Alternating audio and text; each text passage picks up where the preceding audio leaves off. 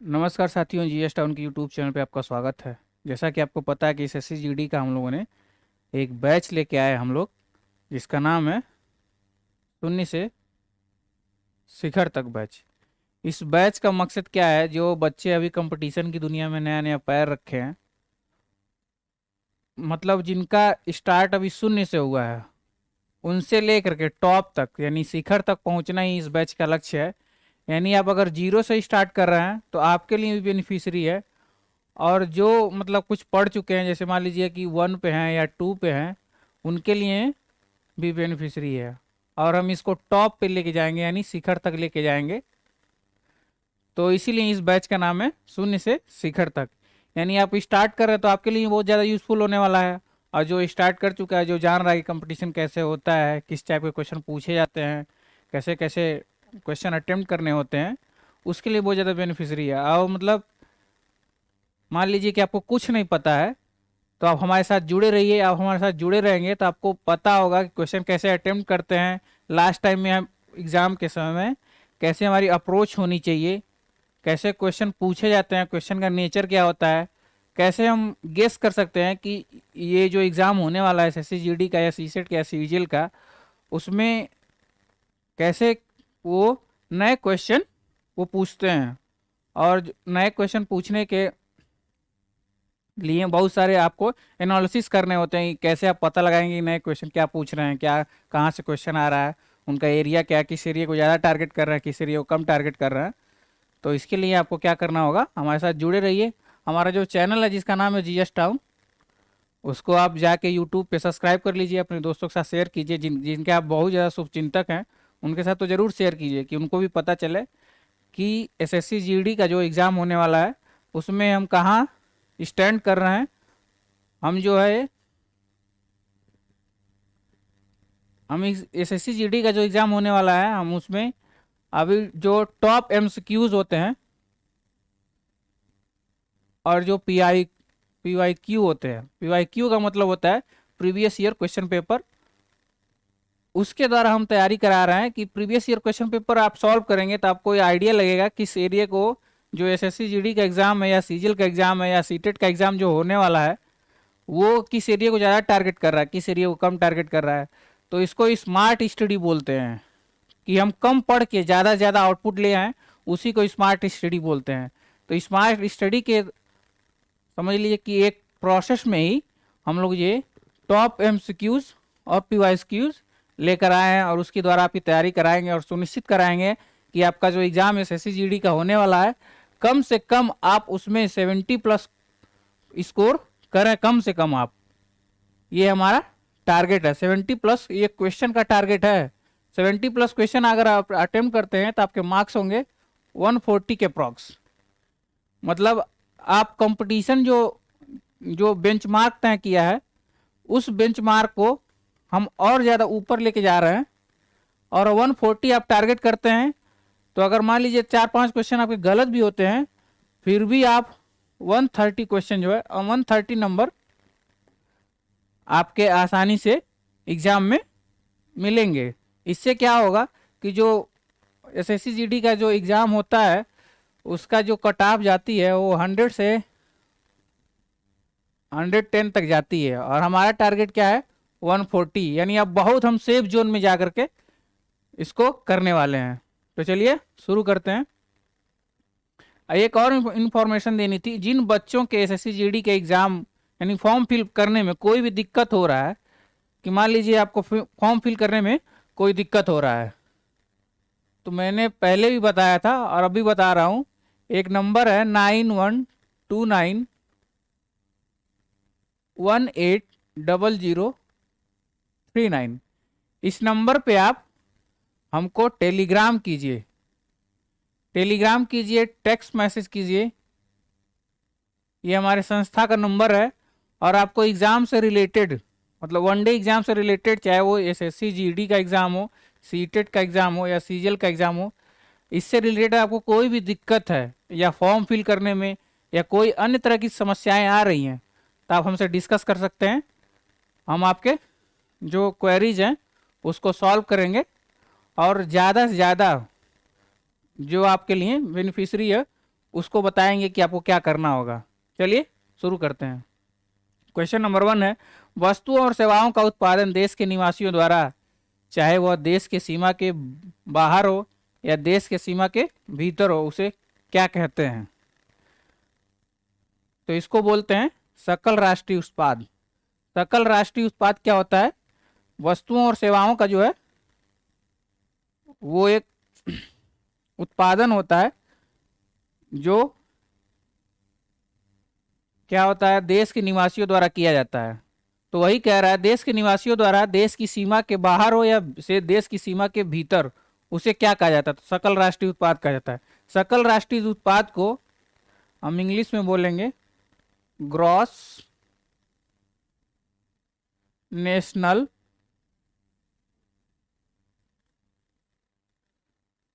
Product. Gross national product जो है वो जीडीपी में ऐड होता है। तो जीडीपी में जब ग्रॉस नेशनल प्रोडक्ट ऐड होता है तो ये जो जीडीपी में ऐड होने के लिए जो होता है ना, ये विदेशियों द्वारा विशुद्ध आय को जीडीपी में ऐड करता है। तो विदेशों द्वारा अर्जित विशुद्ध आय क्या होता है? विशुद्ध आय वो होता है, जैसे मान लीजिए कोई व्यक्ति है, मान लीजिए एक्स है, वो जाके सिंगापुर में रह रहा है और वहाँ कुछ ना कुछ अर्न कर रहा है, वो इंडिया भेज रहा है। और मान लीजिए कोई व्यक्ति है सिंगापुर का, वाई नाम का व्यक्ति है, वो आके इंडिया में रह रहा है।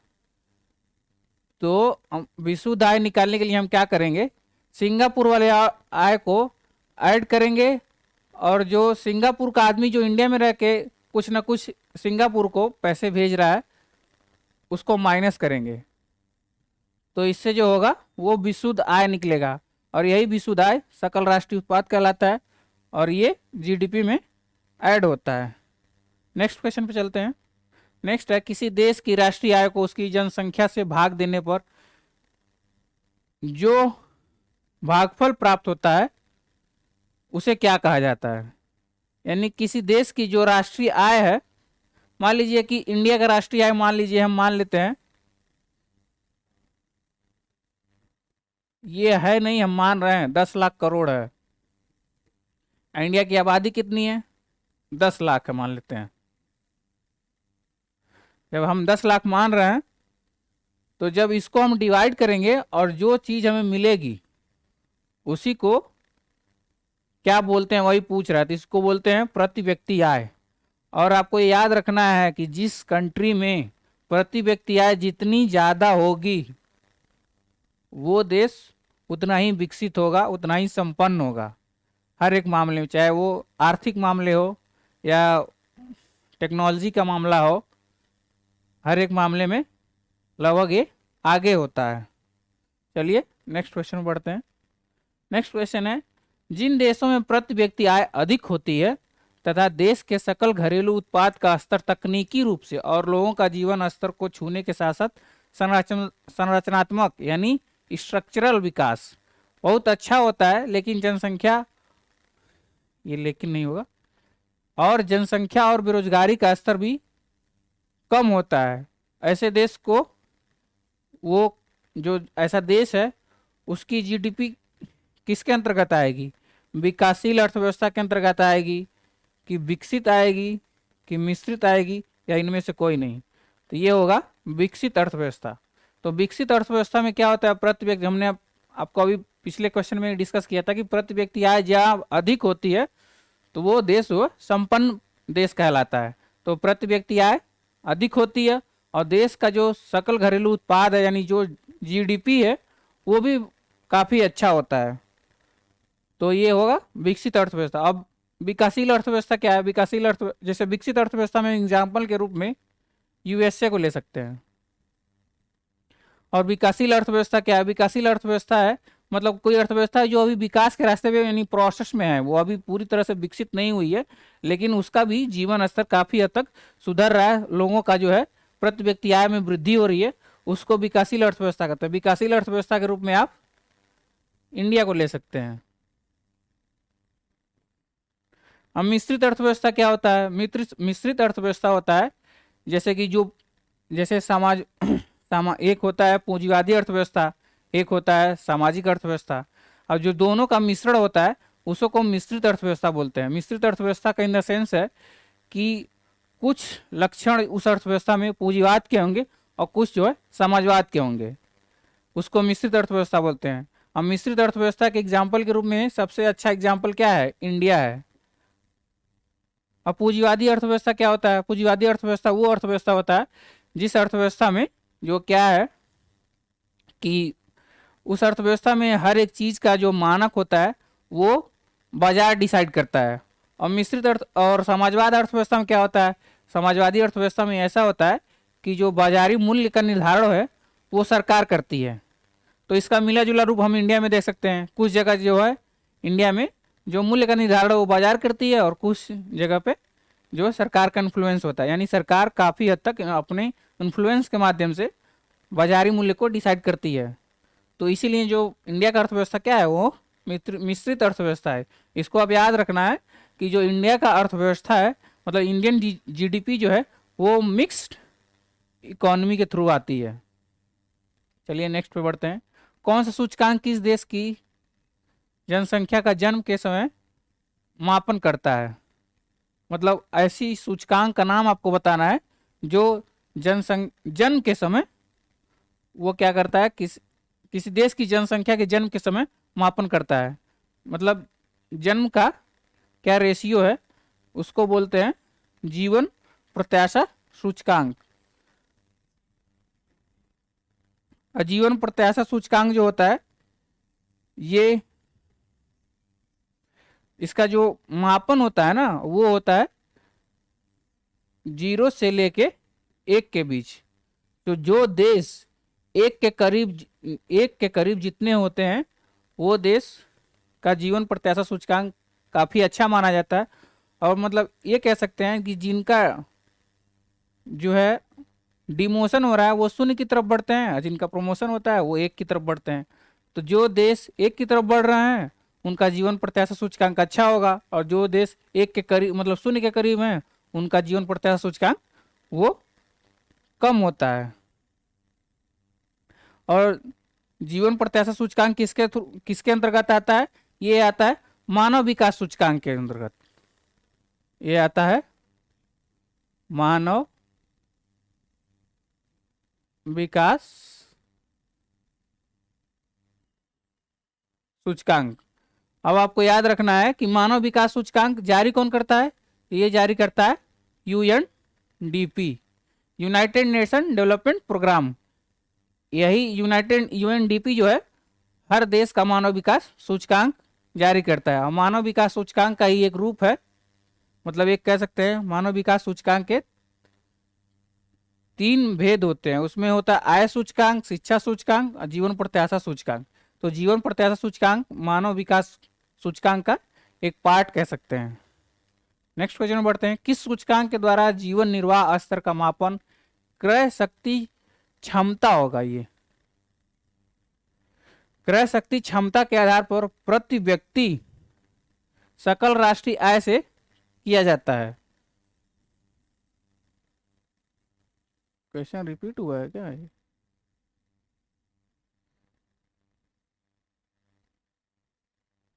नहीं, सही है। किस सूचकांक के द्वारा जीवन निर्वाह स्तर का मापन और क्रय शक्ति क्षमता के आधार पर प्रति व्यक्ति सकल राष्ट्रीय आय से किया जाता है? तो इस सूचकांक का नाम है शिक्षा सूचकांक। शिक्षा सूचकांक भी जो है वो मानव विकास सूचकांक के अंतर्गत आता है। और मानव विकास सूचकांक आपको पता ही है कौन जारी करता है? यूएनडीपी। चलिए नेक्स्ट पे बढ़ते हैं। किस अर्थव्यवस्था में उत्पादित वस्तु उत्पादन की मात्रा और वस्तु के मूल्य का निर्धारण बाजार करता है? एक ये क्वेश्चन आ गया। वो किस अर्थव्यवस्था में जो उत्पादित वस्तु होती है और उत्पादन की मात्रा और वस्तु के मूल्य का निर्धारण बाजार करता है? यानी ऐसी अर्थव्यवस्था जिसमें मूल्य का निर्धारण जो है वो बाजार करता है। तो ऐसी अर्थव्यवस्था को कौन सा अर्थव्यवस्था बोलेंगे? ये होगा पूंजीवादी अर्थव्यवस्था। पूंजीवादी अर्थव्यवस्था में ही जो मूल्य का निर्धारण है वो बाजार करता है। और पूंजीवादी अर्थव्यवस्था का उद्देश्य क्या होता है? इसका उद्देश्य जो है वो लाभ होता है। और पूंजीवादी अर्थव्यवस्था में जो स्वामित्व होता है यानी जो रेगुलेट करता है वो निजी हाथों में रेगुलेशन होता है। ठीक।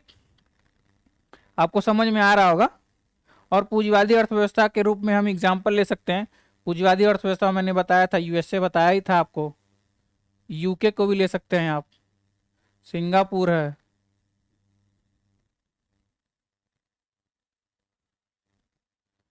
ये हैं पूंजीवादी अर्थव्यवस्था के। पूंजीवादी अर्थव्यवस्था को जो है अनियोजित अर्थव्यवस्था भी कहते हैं। पूंजीवादी अर्थव्यवस्था को क्या बोलते हैं, ये भी आपको याद रखना है। पूंजीवादी अर्थव्यवस्था को क्या बोलते हैं,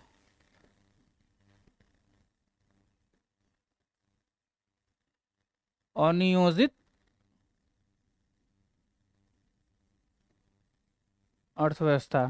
कई बच्चों की शिकायत थी कि आप बोर्ड के सामने आ जाते हैं, क्वेश्चन दिखता नहीं है, तो इसीलिए मैं कोशिश कर रहा हूँ कि मैं किनारे ही रहूं और जो क्वेश्चन है वो साफ साफ आपको दिखे, आप उसको पढ़ें क्या क्या लिखा हुआ है। चलिए नेक्स्ट क्वेश्चन में बढ़ते हैं। नेक्स्ट क्वेश्चन, प्रधानमंत्री नरेंद्र मोदी द्वारा जन औषधि योजना की घोषणा कब की गई थी। आपको बताना है कि जन औषधि योजना जो है उसका घोषणा कब किया गया था। तो ये है डेट क्या होगी, 21 जुलाई 2015। किसने किया था, प्रधानमंत्री नरेंद्र मोदी ने। और प्रधानमंत्री जन औषधि योजना का उद्देश्य क्या है, आपको इसका उद्देश्य है उच्च गुणवत्ता वाली जेनरिक, जितनी भी जेनरिक दवाएं होती हैं उसका बाजारी मूल्य से कम मूल्य पर, यानी बाजारी मूल्य से मान लीजिए 60-70% जो है वो कम दाम पे वो दवाएं उपलब्ध कराना ही इसका मेन उद्देश्य है। और अभी तक इंडिया में 6300 से अधिक जन औषधि केंद्र खोले जा चुके हैं। कितना, 63,000। चलिए नेक्स्ट पे बढ़ते हैं। वित्तीय वर्ष 1998-99 में केंद्र सरकार द्वारा किसानों की कृषि से संबंधित समस्याओं के समाधान के लिए किस योजना को शुरू किया गया था।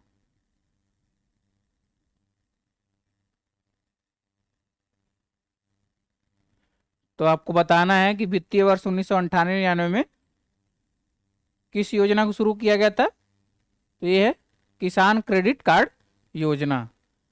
किसान क्रेडिट कार्ड योजना में जो है वो 18 से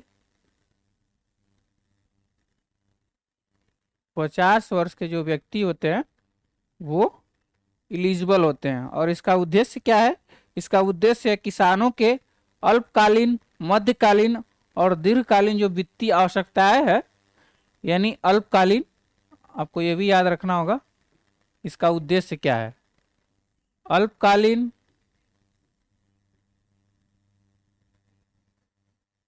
मध्यकालीन और होगा दीर्घकालीन।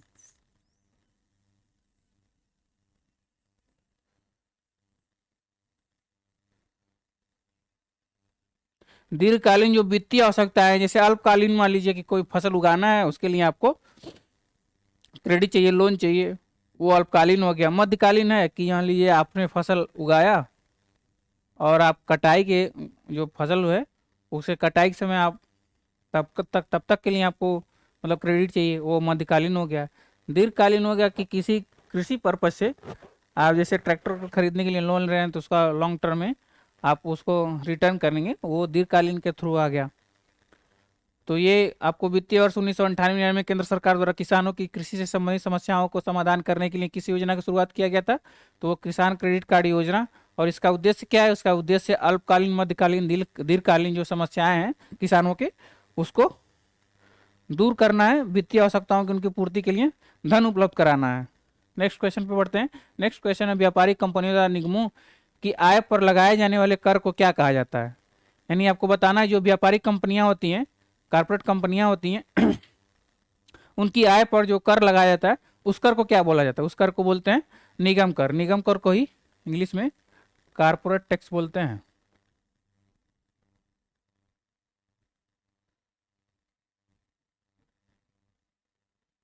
कारपोरेट टैक्स,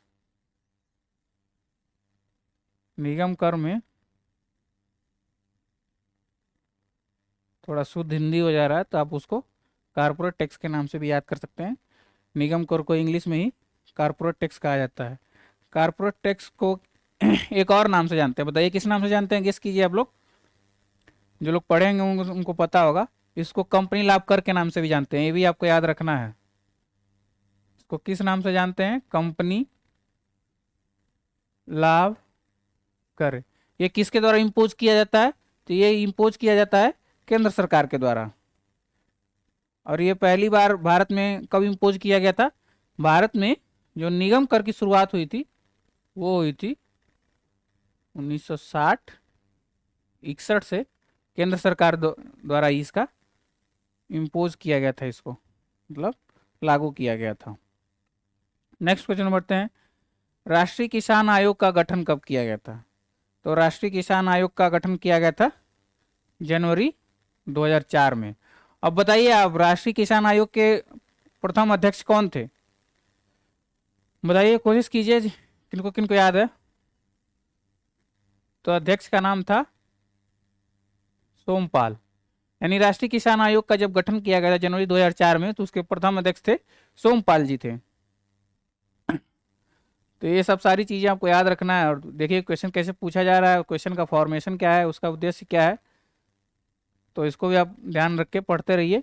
स्मार्ट स्टडी किसी को बोलते हैं कि आप क्वेश्चन दे के फॉर्मेशन कर सकें कि किस टाइप के क्वेश्चन जो है आपके एग्जाम में पूछे जाने हैं। चलिए नेक्स्ट पे बढ़ते हैं। भारत में कृषि वर्ष कब मनाया जाता है, या किसी वर्ष का जो है वो कब से कब तक कृषि वर्ष डिसाइड किया गया भारत में? तो ये होगा 1 जुलाई से 30 जून तक जो है वो कृषि वर्ष के रूप में जाना जाता है। और जो 2010-11 के अनुसार भारत में जो है कुल बुआई क्षेत्र का जो सिंचित क्षेत्र है वो है 43.7%।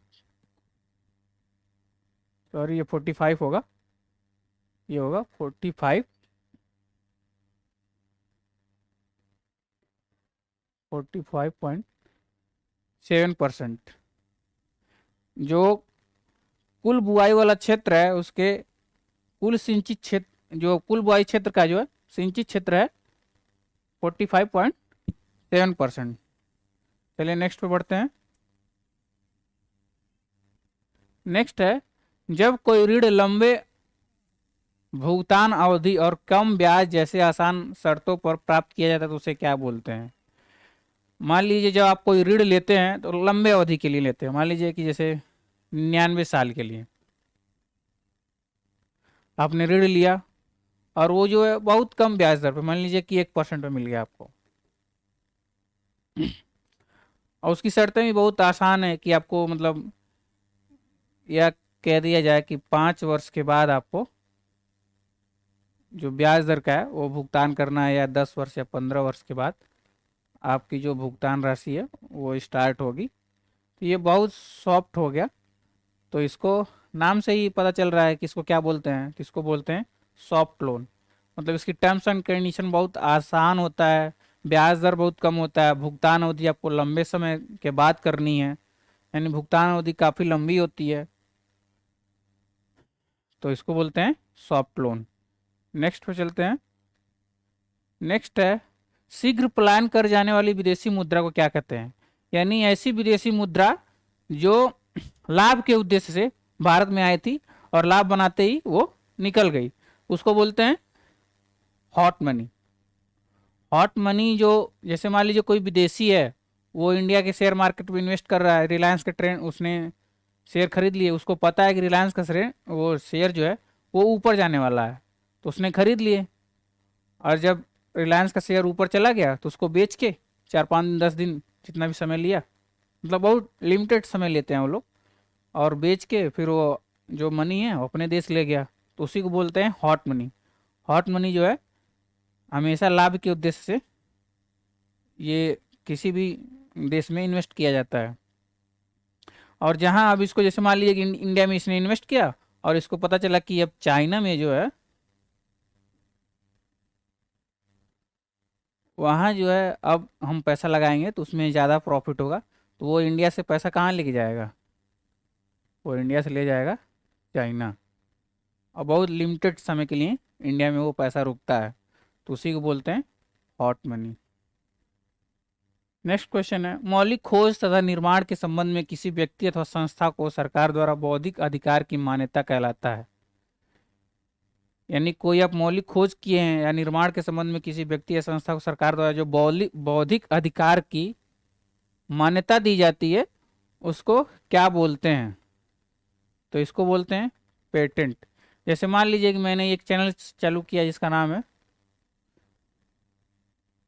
जीएस टाउन, और जीएस टाउन को अगर मैं पेटेंट करा ले रहा हूँ तो जीएस टाउन नाम से कोई चैनल अपना नहीं खोल सकता है। अगर खोलेगा तो मैं क्लेम कर दूंगा तो उसका चैनल बंद हो जाएगा।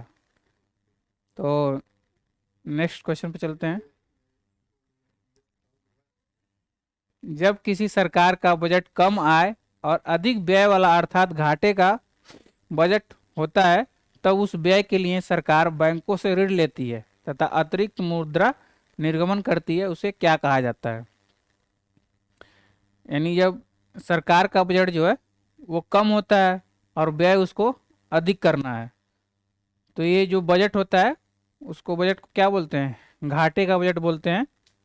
और अतिरिक्त मुद्रा जो है वो सरकार जो है इकोनॉमी में फ्लो करती है।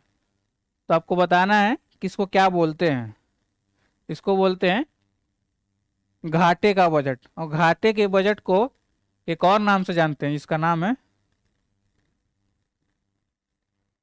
हीनार्थ प्रबंधन।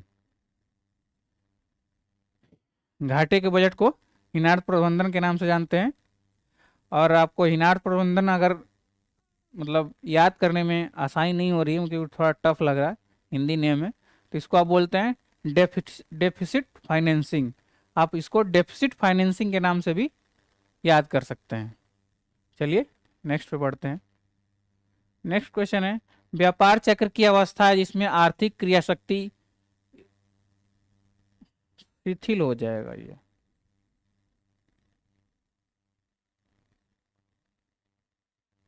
शिथिल हो जाती है तथा इस स्थिति में कीमतें, लाभ, उपभोग तथा निजी पूंजी निवेश सभी की दर जो है वो कम स्तर पर होती है। इसको आप क्या बोलेंगे? गेस कीजिए आप लोग किसको क्या बोलेंगे। तो ऐसी स्थिति में जो है उसको मंदी बोला जाता है। और मंदी जो है जब 3 क्वार्टर तक लगातार,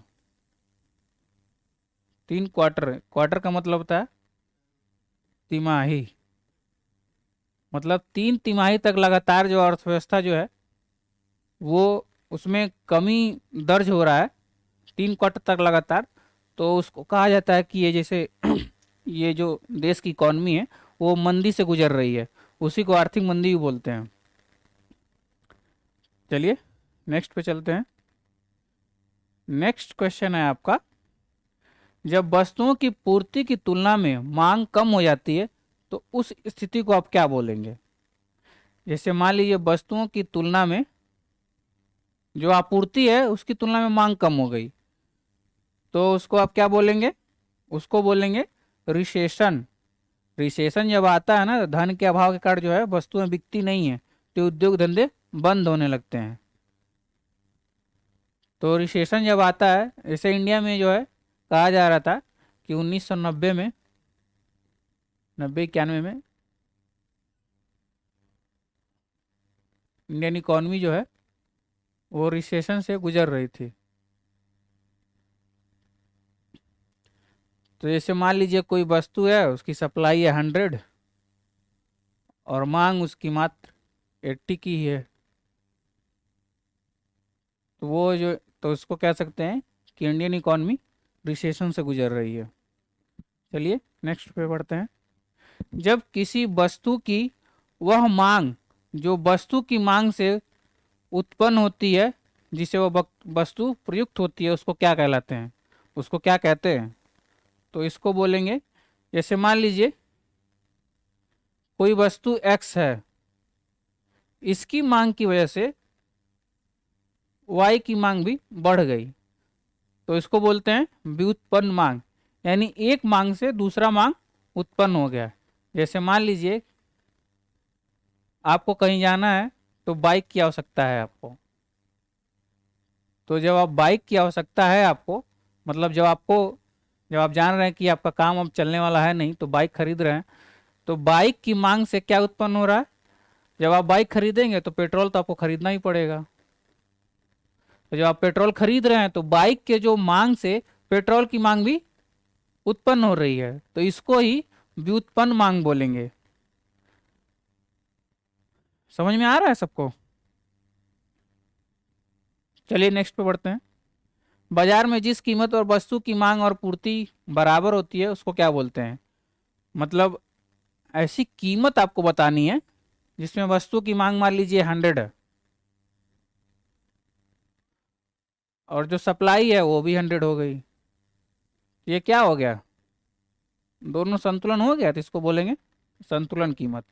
कई बार क्या होता है, आप थोड़ा सा कॉमन सेंस लगा के भी क्वेश्चन का आंसर निकाल सकते हैं। बहुत ज़्यादा उसमें सोचने की जरूरत नहीं होती है, थोड़ा सा कॉमन सेंस यूज करेंगे आपको, और ऑप्शन देखेंगे, ऑप्शन में आपको पता चल जाएगा कि कौन सा ऑप्शन होने वाला है। चलिए नेक्स्ट पे बढ़ते हैं। आपात स्थिति में वस्तुओं की कमी को पूरा करने के लिए उनका अधिक मात्रा में भंडारण करना कहलाता है। जैसे मान लीजिए कि इंडियन इकोनॉमी जब रिसेशन के थ्रू गुजर रही है और इंडियन जो गवर्नमेंट है उसको पता चल गई कि इंडियन इकोनॉमी जो है 2022 में, या इसको 23 रख लेते हैं, 23 में रिसेशन से गुजरेगी। तो रिसेशन से जब गुजरेगी तो उसके लिए उन्होंने जैसे अनाज का भंडारण ज़्यादा मात्रा में कर लिया। यही भंडारण क्या कहलाता है? Buffer stock. बफर स्टॉक में क्या होता है कि किसी चीज़ का भंडारण मतलब लिमिट से ज़्यादा कर लिया जाता है कि फ्यूचर में अगर कोई जोखिम देश पे, या कह सकते हैं किसी, या आप परिवार स्तर पे भी देख सकते हैं। जैसे मान लीजिए कि इस साल जो है आपने जो धान उगाया उसकी फसल जो है अच्छी नहीं हुई, और एक्सपेक्टेड है कि अगले साल भी जो धान की फसल है वो अच्छी होने वाली है नहीं, तो आपने क्या किया, धान जो है वो 200 क्विंटल आपने खरीद के स्टॉक कर लिया। तो इसको भी बफर स्टॉक बोला जाता है। चलिए नेक्स्ट पे बोलते हैं, चलते हैं। शेयर बाजार में कारोबार करने के लिए अकाउंट का होना आवश्यक है। मतलब मान लीजिए कि शेयर बाजार में आपको पैसा लगाना है, या से किसी कंपनी के शेयर खरीदने हैं, तो आपको एक अकाउंट की जरूरत होती है। उस अकाउंट को क्या बोलते हैं? उस अकाउंट को बोलते हैं डीमेट अकाउंट। आपका एसबीआई में अकाउंट है तो आपका यह सेविंग अकाउंट होगा या करेंट अकाउंट होगा? लेकिन आप सेविंग अकाउंट और करेंट अकाउंट के थ्रू शेयर मार्केट में शेयर नहीं खरीद सकते हैं। उसके लिए आपको एक अलग से डीमेट अकाउंट की आवश्यकता पड़ती है, और डीमेट अकाउंट करने के लिए आप तो मार्केट में बहुत सारे बिचौलिए भी हैं जो आपको डीमेट अकाउंट प्रोवाइड करा देते हैं बड़े आसानी से। चलिए नेक्स्ट पे बढ़ते हैं। नेक्स्ट क्वेश्चन है, भारतीय संविधान में वित्त आयोग का उल्लेख किया गया है। अब आपको उस अनुच्छेद का नाम बताना है जिसमें जो है वो वित्त आयोग का उल्लेख किया गया है। तो बताइए, ट्राई कीजिए, देखते हैं कितने लोगों बता ले रहे हैं। और जितने लोग बता लेंगे वो कमेंट बॉक्स में बताएंगे कि हमारा ये जो क्वेश्चन का आंसर सही था। इसका आंसर होगा अनुच्छेद 280। अब वित्त आयोग का काम क्या होता है? वित्त आयोग जो है वो केंद्र सरकार और राज्य सरकार के मध्य वित्तीय संसाधनों के विभाजन की रूपरेखा तय करती है। वित्त आयोग क्या करता है? वित्त आयोग जो है केंद्र सरकार और राज्य सरकार के बीच जो वित्त का विभाजन है उसकी रूपरेखा तय करती है। और एक इसका और काम होता है, एक इसका काम होता है जो राष्ट्रपति जो होते हैं, हमारे देश के जो राष्ट्रपति हैं, वो कुछ सब्जेक्ट देते हैं, कुछ सब्जेक्ट देंगे, और उसमें जो क्या होगा, वित्त आयोग एक कमेटी के रूप में काम करती है। तो ये वित्त आयोग की जो कमेटी होगी वो राष्ट्रपति ने जो सब्जेक्ट दिए हैं उस पे क्या होगा, डिस्कशन करके एक अपनी राय बनाएगी और वही राय जो है वो राष्ट्रपति को देगी। ये भी इसका काम है। और ये क्या है, एक स्वतंत्र अर्ध न्यायिक विशेषज्ञ एक निकाय है। इसको आप ये भी याद कर सकते हैं कि वित्त आयोग जो है कई बार पूछ ये भी देता है। तो ये एक अर्ध न्यायिक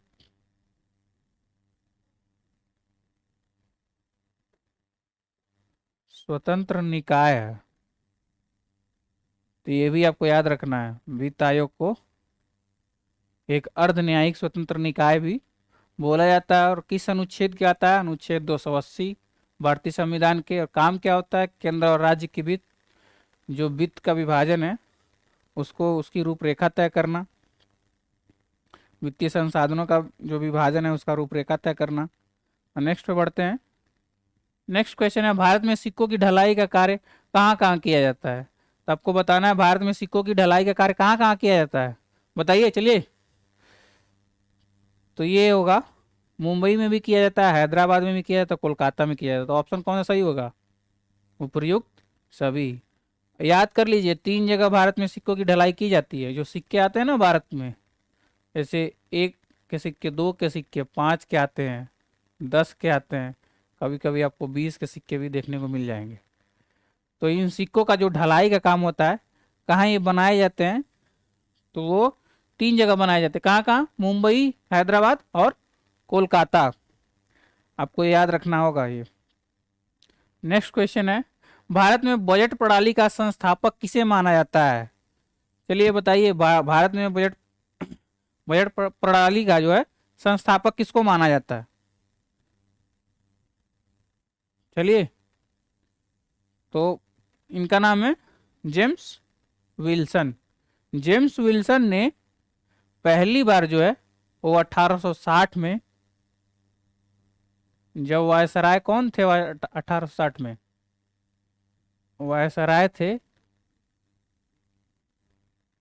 लॉर्ड कैनिंग।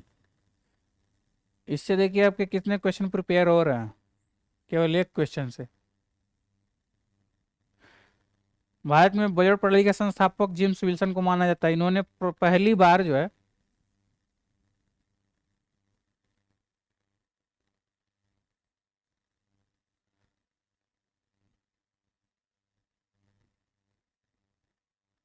पहली बार जो 1860 में इन्होंने बजट पेश किया था। 1860 में वायसराय कौन थे, वायसराय थे लॉर्ड कैनिंग। और बताइए, अब बताइए कि जो बजट है वो किस अनुच्छेद में आता है। तो ये अनुच्छेद आता है आर्टिकल नंबर 112 के थ्रू जो है इंडिया में वो बजट पेश किया जाता है। लेकिन आपको ये याद रखना है कि जो बजट, जो शब्द है ना, ये जो बजट शब्द है वो कहीं भी संविधान में इसका मेंशन नहीं किया गया है, कि बजट शब्द कहीं यूज नहीं किया गया है। उसकी जगह पे हम बजट जो है, बजट की जगह, बजट ये आम बोलचाल की भाषा में यूज किया जाता है। आपको ये याद रखना होगा, ये आम बोलचाल की भाषा में ये यूज होता है। संविधान में इसका कहीं भी जिक्र नहीं है। संविधान में इसको क्या बोलते हैं, संविधान में बोलते हैं वार्षिक वित्तीय विवरण।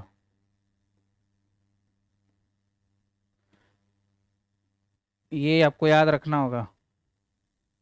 भारत के संविधान में बजट का कहीं भी मेंशन नहीं किया गया, कि कहीं बजट लिखा नहीं गया है, उसको बोला जाता है वार्षिक वित्तीय विवरण।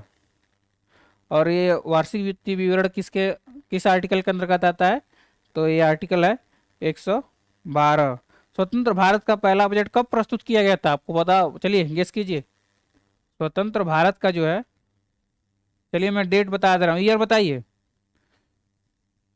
स्वतंत्र भारत का पहला बजट, आपको मैंने डेट लिखा है, बताइए कि कब प्रस्तुत किया गया था।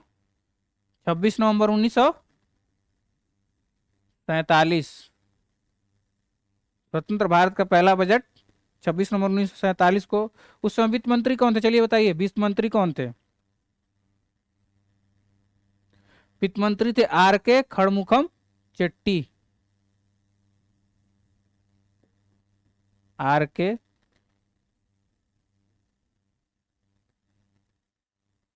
खड़मुखम चेट्टी।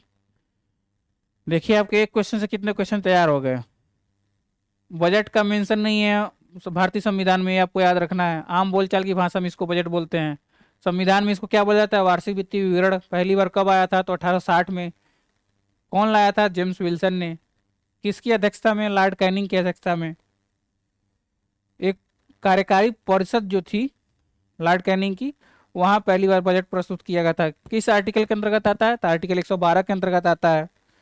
और जो स्वतंत्र भारत का पहला बजट है वो कब प्रस्तुत किया गया था, तो 26 नवंबर 1947 को। उसमें वित्त मंत्री कौन थे, तो उसमें वित्त मंत्री थे आर के खड़मुखम चेट्टी। चलिए नेक्स्ट क्वेश्चन में बढ़ते हैं। जब अत्यधिक मुद्रा संकुचन के कारण अर्थव्यवस्था में जड़ता की स्थिति उत्पन्न हो जाती है तो इसको क्या क्या कहा जाता है, तो इसको आप बोलते हैं रिफ्लेशन। इसको हिंदी में क्या बोलते हैं, इसको बोलते हैं मुद्रा संस्फीति। किस दिन मैं अलग से एक लेक्चर लूंगा आपका, जिसमें आपको ये सारी चीजें समझाऊंगा कि मुद्रा संस्फीति क्या है, मुद्रास्फीति क्या है, मुद्रा अपस्फीति क्या है, स्टैगफ्लेशन क्या है, बिल्कुल विस्तार से, बिल्कुल बेसिक से उसमें सब कवर किया जाएगा। अभी हम एमसीक्यूज कर रहे हैं तो उतना ही मैं बता रहा हूँ जितना एमसीक्यूज के लिए जरूरी है। चलिए नेक्स्ट पे बढ़ते हैं। जब मुद्रास्फीति के दुष्परिणाम को दूर करने के लिए जानबूझकर मुद्रा की मात्रा कम की जाती है तो उसको क्या बोलते हैं।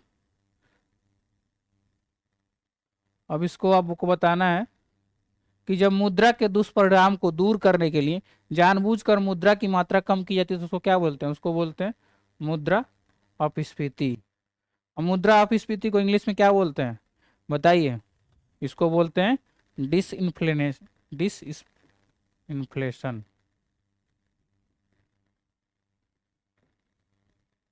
अगर आपको ये टर्म याद रखने में दिक्कत हो रहा है मुद्रा अपस्फीति, तो आप इसको याद रख सकते हैं डिसइंफ्लेशन। डिसइंफ्लेशन, इन्फ्लेशन वह स्थिति जिसमें मुद्रा वृद्धि के साथ आर्थिक निष्क्रियता तथा बेरोजगारी की जो है वो शक्ति नहीं होगा, बेरोजगारी भी विद्यमान रहती है, उसको क्या कहा जाता है, तो इसको बोलते हैं, नाम से ही पता है आपको, स्टैगफ्लेशन, यानी रुकी हुई अर्थव्यवस्था। जिस अर्थव्यवस्था में मूल्य वृद्धि हो नहीं रही है, आर्थिक निष्क्रियता बढ़ रही है और बेरोजगारी की स्थिति एज इट इज बनी हुई है, तो उसको बोलते हैं स्टैगफ्लेशन। चलिए नेक्स्ट पे चलते हैं। नेक्स्ट क्वेश्चन है, बाजार की वह स्थिति जिसमें वस्तु का केवल एक विक्रेता अनेक क्रेता होते हैं। तो बाजार में वस्तु की कोई भी मतलब उसका सब्स्टिट्यूट वस्तु नहीं होती है, इसको क्या कहा जाता है। जैसे मान लीजिए कि ये एरिया है, उस एरिया में मान लीजिए कि एक एरिया है जिसको हम एक नाम दे देते हैं लखनऊ मान लीजिए।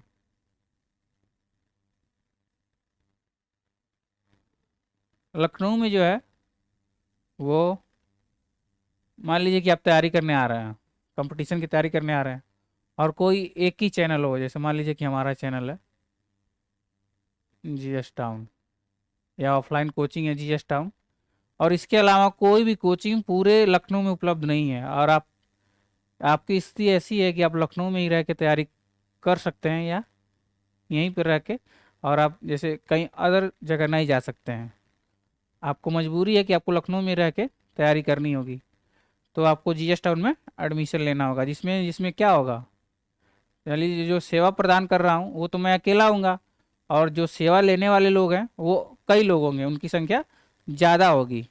तो वस्तु में कोई भी मतलब जीएस टाउन का सब्स्टिट्यूट को नहीं है, कोई अदर इंस्टीट्यूट जो है वो आपको कोचिंग प्रोवाइड नहीं करा रहा है, तो हम इसमें मेरा क्या हो गया, एकाधिकार हो गया।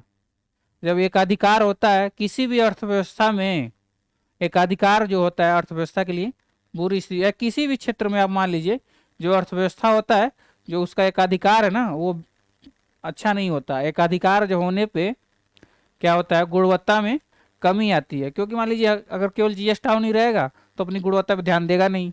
वो जान रहा है कि बच्चे हमारे पास आएंगे आएंगे, उनके पास कोई ऑप्शन और है नहीं। तो जितने भी जब ऑप्शन ज्यादा होते हैं, लोगों के पास जब ऑप्शन ज्यादा होते हैं, तो जो क्वालिटी है वो अपने आप इम्प्रूव हो जाएगी। इसलिए इम्प्रूव हो जाएगी क्योंकि आप जानते हैं कि वो इस मार्केट में बहुत सारे चैनल चालू हैं, तो आप गुणवत्ता नहीं देंगे तो आप क्या होंगे, पीछे हो जाएंगे।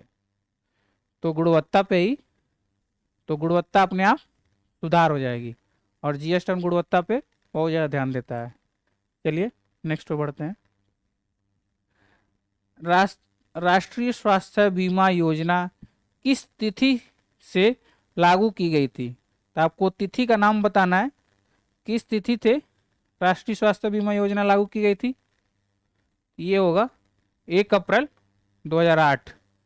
और ये जब लागू की गई थी तो ये इसका कार्यान्वयन कौन कर रहा था, किसकी, कौन मंत्रालय इसकी देखरेख करता था?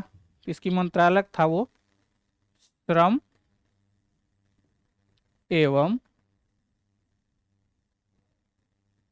रोजगार मंत्रालय। श्रम एवं रोजगार मंत्रालय जो है, राष्ट्रीय स्वास्थ्य बीमा जब 1 अप्रैल 2008 को से शुरू हुई थी उसका करता था, लेकिन 1 अप्रैल 2015 से जो है, डेट आपको याद रखनी है, कौन सा डेट है, 1 अप्रैल 2015 से किसी और मंत्रालय द्वारा इसका देखरेख किया जाता था। तब मंत्रालय का नाम आपको बताना है। चलिए कमेंट बॉक्स में बताइए कि कितने लोगों को ये पता है कि जो है राष्ट्रीय स्वास्थ्य बीमा योजना जो है 1 अप्रैल 2015 से इसका देख रेख कौन करता है, किस मंत्रालय के थ्रू ये आता है? तो उस मंत्रालय का नाम है स्वास्थ्य एवं परिवार कल्याण मंत्रालय। चलिए, मंत्रालय क्या नाम है? स्वास्थ्य एवं परिवार कल्याण मंत्रालय, जिसके थ्रू अब राष्ट्रीय स्वास्थ्य बीमा योजना वो इसका कार्यान्वयन अब इस मंत्रालय द्वारा किया जाता है। और ये इसका उद्देश्य क्या है? इसका उद्देश्य क्या है? बीपीएल परिवारों को, बीपीएल परिवारों को स्वास्थ्य बीमा योजना देना। बीपीएल का क्या मतलब है? बिलो पॉवर्टी लाइन, यानी गरीबी रेखा से नीचे जितने भी परिवार हैं उनको क्या बोला जाता है? बीपीएल बोला जाता है। चलिए नेक्स्ट पे बढ़ते हैं। 30 नंबर क्वेश्चन है, प्रधानमंत्री जीवन ज्योति बीमा योजना कब प्रारंभ की गई थी? तो प्रधानमंत्री जीवन ज्योति बीमा योजना कब प्रारंभ की गई थी? 9 मई 2015 को। किसके द्वारा प्रारंभ की गई थी? प्रधानमंत्री नरेंद्र मोदी द्वारा। जो इसमें कौन कौन से लोग एलिजिबल हैं? जिनकी उम्र 18 से 50 वर्ष है, वो लोग इस बीमा योजना का लाभ ले सकते हैं। और इसमें क्या होता है, जो पॉलिसी धारक है, जैसे मान लीजिए कोई एक्स नाम का व्यक्ति है जिसने प्रधानमंत्री जीवन ज्योति बीमा योजना में बीमा कराया हुआ है, और एक्स की जब मृत्यु हो जाएगी, यानी एक्स जब मर जाएगा, इसकी मौत हो जाएगी, तो इसके परिवार वालों को इस योजना का लाभ मिलेगा, उनको फाइनेंशियल एसेट प्रदान किया जाएगा। ठीक है, इसी योजना के थ्रू। तो आपको डेट याद रखनी है, कौन किस डेट को हुई थी? 9 मई 2015।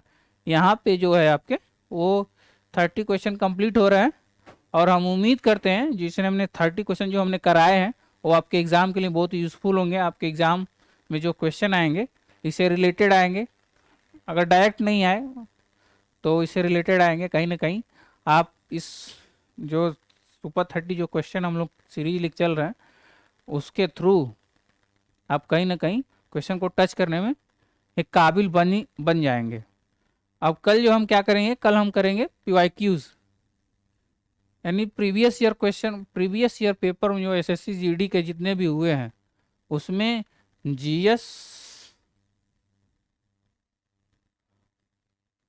और जीके से रिलेटेड जितने भी क्वेश्चन आए हैं कल से हम उसको स्टार्ट करेंगे। पीवाईक्यूज का फायदा क्या होता है, क्वेश्चन ऑफ नेचर आपको समझ में आने लगता है, किस क्वेश्चन के किस type question sorry SSC GD में पूछे जाते हैं, उसका नेचर क्या है, किस एरिया को ज़्यादा से ज़्यादा एसएससी जीडी टारगेट करता है, मतलब ज़्यादा टारगेट करता है, किस एरिया को कम टारगेट करता है। जिस एरिया को ज़्यादा टारगेट करता है उस पर हम लोग ध्यान ज़्यादा करेंगे, जिस जिस एरिया को कम टारगेट करता है उस पर थोड़ा कम ध्यान देंगे, तब भी आपका काम चल जाएगा। तो इसी को क्या बोलते हैं, इसी को बोलते हैं स्मार्ट स्टडी। स्मार्ट स्टडी से आप कम पढ़ के ज़्यादा से ज़्यादा स्कोर कर सकते हैं। और जीएस टाउन का यही लक्ष्य है कि जो आपकी स्टडी हो वो स्मार्ट हो। आजकल फ़ोन स्मार्ट आने लगे हैं, आप लोग स्मार्ट तैयारी नहीं करेंगे तो कैसे होगा। चलिए इसी ख़त्म करते हैं, धन्यवाद।